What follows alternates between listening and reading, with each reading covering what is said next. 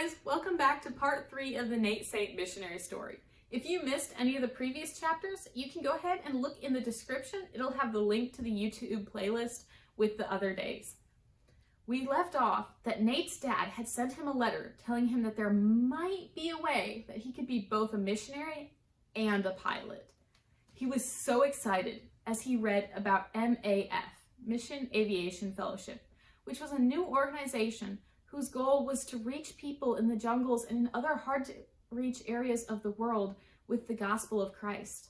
Some of those places didn't have roads that you could just drive on to get to them or other easy ways. It would take days or even weeks or months traveling through the jungle to get to them. But with a plane, it would work so much faster and smoother. Nate was really excited when he read that they needed both missionary mechanics and pilots. He wrote them a letter telling them about himself.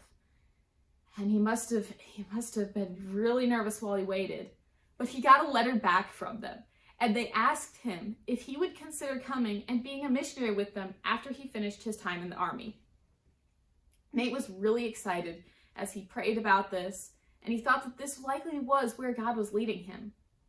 But while he was still in the army, he got a letter from MAF telling him that there had been a plane that crashed in the jungles of Mexico, and they needed someone who's both a pilot and a mechanic who could go, fly down, and fix the airplane.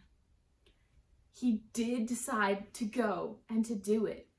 He flew down there, but when he got there, he realized that the plane was a lot more broken than he expected. The wings were in multiple pieces, and then he had to figure out how to attach them back onto the plane. And he didn't have all the tools and the parts that he normally had available to him when he was in the United States. It took him 6 months of working on the plane. And while he was there, he discovered that life as a missionary mechanic and pilot wasn't so easy.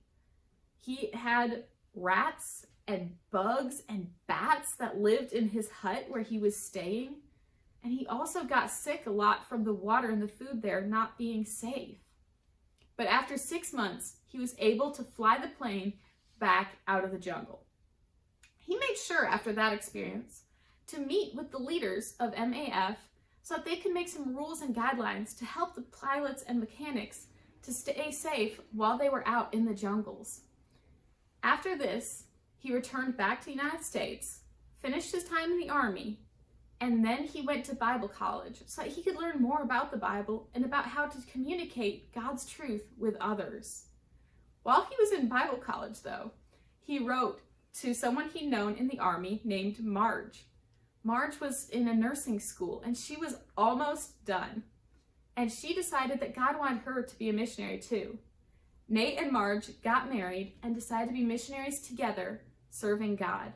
They prayed about where God was leading them to go, and they felt that God was calling them to go be a missionary in the jungles of Ecuador.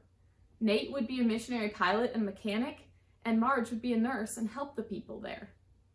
They started to travel around to churches telling them about why it was so important for a nurse and for a pilot to go and to be missionaries, to be able to share the gospel with others.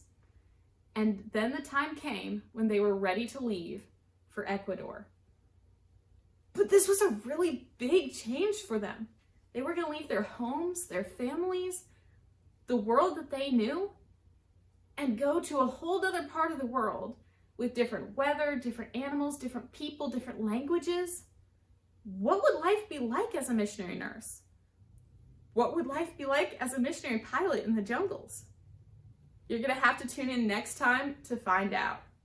If you enjoyed this lesson and want to find more like it, parents, you can go to the link in the description to where you can find free lessons, both Bible lessons, memory verses, and missionary stories that you can teach for your children and activities to go along with it. We can't wait to see you next time.